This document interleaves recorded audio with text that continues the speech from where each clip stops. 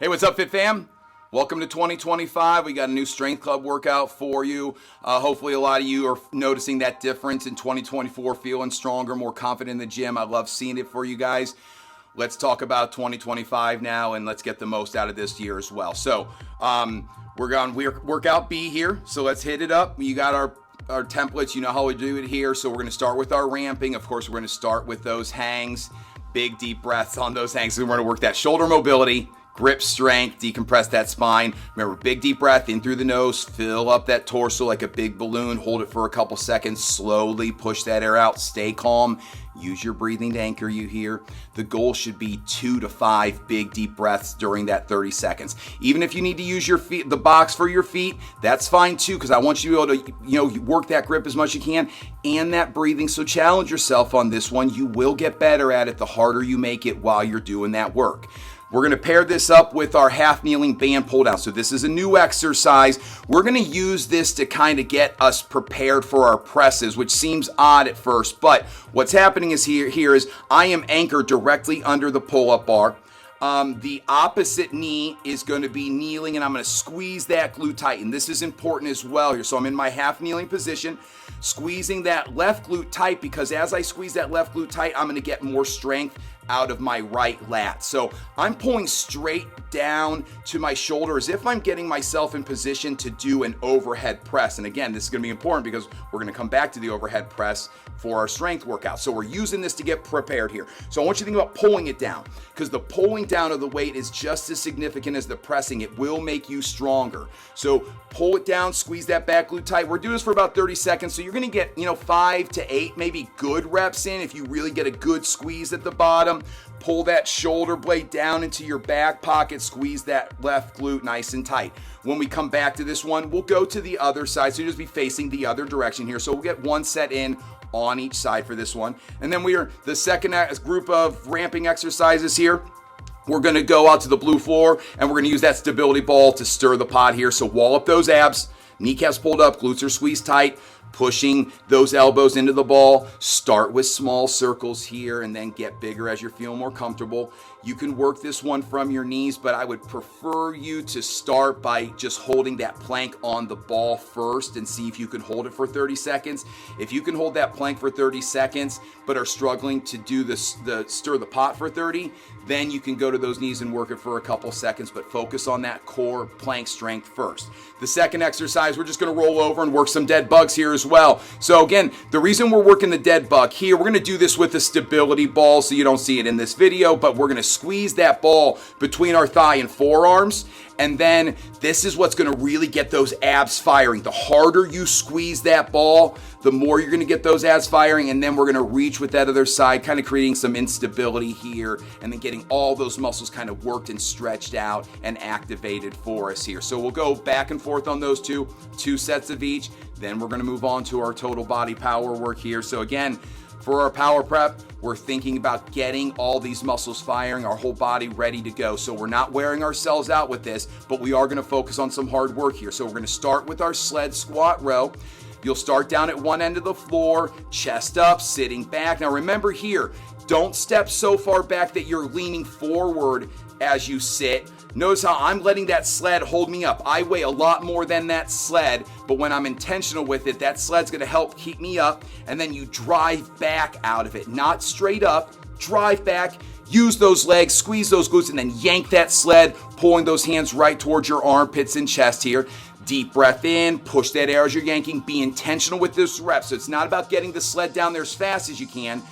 One rep at a time, set up, yank that sled as hard as you can.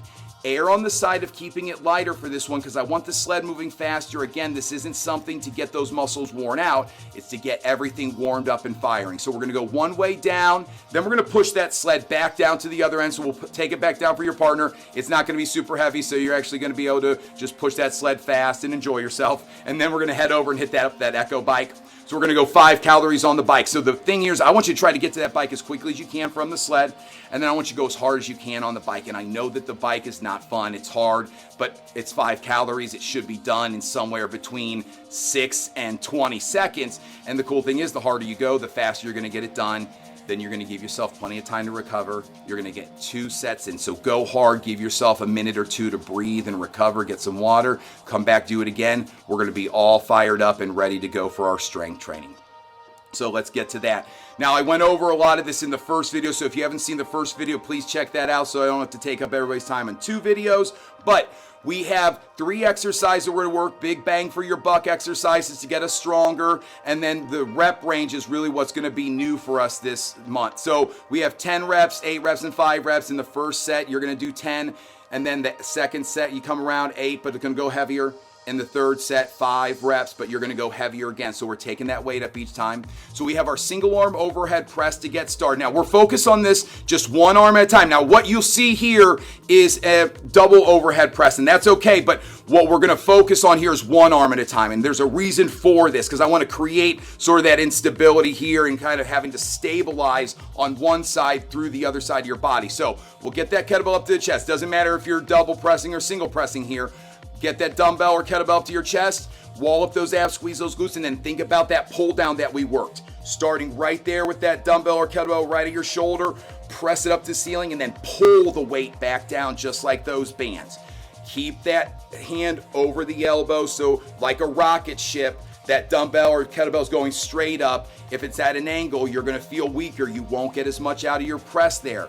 Get intentional with these presses. Really focus on getting stronger, challenging yourself. Now, I want you to use weights again that you can do well, but focus on the technique and challenge yourself with the weight, and you're gonna get a lot out of this exercise. So it's gonna be 10 on each side, 8 on each side, 5 on each side. The second exercise is our cyclist squat. So we're back to those slant boards here. And again, keeping it simple. However you want to hold that weight. You can see Coach Matt here double cleaning and doing those double kettlebell cyclist squats. You can hold 1 dumbbell, kettlebell, weight vest. For some of you, it's going to be a combination of weight vest and dumbbell as we go heavier. That's okay.